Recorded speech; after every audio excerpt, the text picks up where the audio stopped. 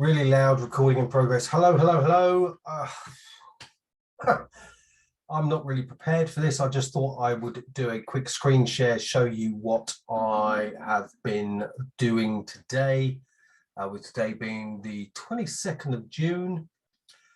So let's have a look-see, share screen. Guess what? Pound Australian dollar as per. So here we go. Hopefully you can see that. This is my combination of three moving averages. But as I've said in the previous video, that I'm also using sort of some of the order block information as well. So you might see this dotted line at the top here, and see over here M15 OB 27th of May 2022. So whilst this is the 5-minute chart, this is where I like to spend most of my time. I do sort of jump around all over the place. So as we had this nice rejection this morning, so that was about 8:30 this morning off the moving average there, and you can see it pushed up nicely. I think that went for about 100 odd pips. Let's just go from the moving average upwards.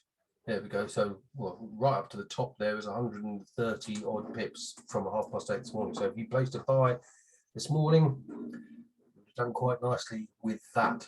And as you can see throughout, what time was that? Yeah, just before midday UK time, it's had a gentle meander down. Not quite down to that level again, but excuse me, certainly down to that sort of area, which I think again was around. Let's just have a quick look. Yeah, it's around 100 pips. I think it was that, though. I was thinking it was around 100 pips. So, no, a decent move. So, let's have a look at this. I'll come back to these other bits I've got here, but this order block.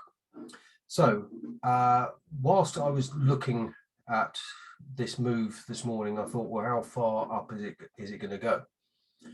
So, I was having a look to see if there were any indications of order blocks. I was looking at the 5-minute, the 15-minute.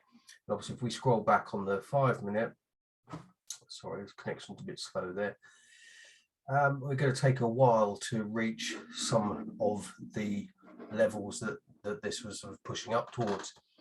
So as you see, 27th of May. So that's almost a month later. So I think I went to the 30-minute time frame. Then I went to the hour time frame. I thought, okay, so I could see more on the hour time frame. And of course, all the candles are a bit squished up here.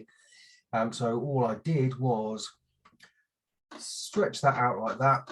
And then you can see that I've got this vertical line on this candle here. So this candle on the hour time frame was the last up before price started coming down. So it's the last upward candle before price starts coming down. Now you may look at that and think, well, where's that line coming from? It actually looks like it's around halfway of the body of that candle. But what I then did was drop down to the 15-minute time frame to see if I could narrow that down a bit. And we can see now. So you can see there that vertical line was where I placed it on the hour time frame.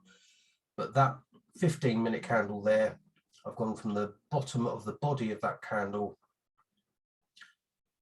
because that's the last up before the downward move started happening, last up candle before the down. And I've just marked that off from there. So I've just put, what I normally do is just put a trend line. So just click on the trend line there. I place it somewhere. If I move it like that, it's going to go all over the place. But if I press the shift key, it makes it all stay horizontal. So if I hold the shift key down and move the cursor, it's just going to stay perfectly horizontal from the starting point. Whereas if I take the shift key off, it's moved. So that's all I've done there, is just add that and extended it across. So going back to the 5-minute and moving all the way back to where we were today, you could see that is the line extended across, and look how price has reacted to that level. So it's interesting stuff. for those of you that might be interested in it. So there we go. It's not quite to the pip, but it's not far off. I can't remember what level that was at. Let's look at coordinates. 1.77800, and the high on that was 1.77805, 1.77807. So, you know, not quite to the pip, but not far off. You know, very decent. So I didn't actually get in right at the top there for a sell, because I have done that before. I've gone, oh, there's an order block. Let's jump in for the sell. Found that's reacted at that level and then turned and started pushing up a bit further to maybe another level a little bit higher up. So I thought, well, I'm just going to wait and see if this is going to continue to move down, which it did. So I got in, I think, I can't remember, let's see. I'm sorry, I'm just looking on my phone for my history. So I got in at 1.776, sorry, new glasses, 693. So it's only about 10 pips off the top of that. So where's 693? Yeah, it's about that sort of level there. So got in for the sell, and as you can see, then added these Fibonacci levels. So gone from the top of that down to the bottom there.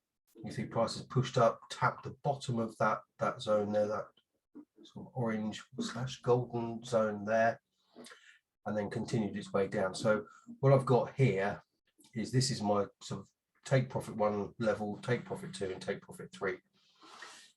So yeah, you had to have a bit of patience, because it was not until 6 o'clock this evening that it hit the sort of take profit 3 sort of level on that. So I've also got a trend line on there as well. You can see it taking from the top there, not quite hit there, but we had a touch there, a couple of wicks through there, a nudge through there. So it's just making sure that the price is continuing downwards. So it hasn't actually broken through, retested and carried on up again. So that is definitely on its way down throughout that process. Plus we've got the moving averages crossing. So as you can see here, we've got the blue one crossing above the red one. That's if you're wanting to wait for extra confirmation. So I know people mock me about the moving averages crossing and all that sort of thing. But yeah, if you want an additional confirmation that you can get into the trade for a buy, then yeah, there's one there. And then you've got where the price comes up here, it still hasn't crossed, and it's crossed at that point there. So if you wanted to wait all that time there, even if you went from that sort of area and took that down from, let's just say around there, then you would have got sort of 50 odd, 54, 55 pips to that take profit 3 level. But maybe you're just into scalping and you want to just grab 30 pips or whatever it is you want to do. So some people just want to go for 10 pips, which is absolutely fine as well. So that is what I just wanted to share with you, the power of some of these order block levels where you can go and find, not necessarily just for where it's potentially going to turn, but where you can look for possible targets of where price might head up to. So yeah, so that was just purely, I'm not going to scroll all the way back again, but that was 27th of May was the candle on the 15-minute time frame that gave me that level, and it's quite simple.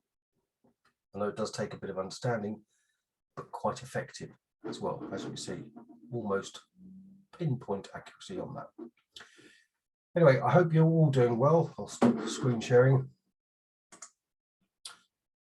So I hope you're all doing well. I hope that you know, whatever trading activity you're up to is positive for you. I hope that you're staying consistent. I hope you're staying profitable, because I know that that is one of the challenges of trading. The easy part of trading is pushing that buy button or the sell button. The difficult part is reading the charts, reading the market in order to see which way you're going to go. You're going to buy, you're going to sell, when you're going to take your profit, where you're going to place your stop loss, all that sort of thing. So just another quick one for you. I shall love you and leave you. Hope you're having a great time, whatever you're doing, and I shall catch you next time. See ya.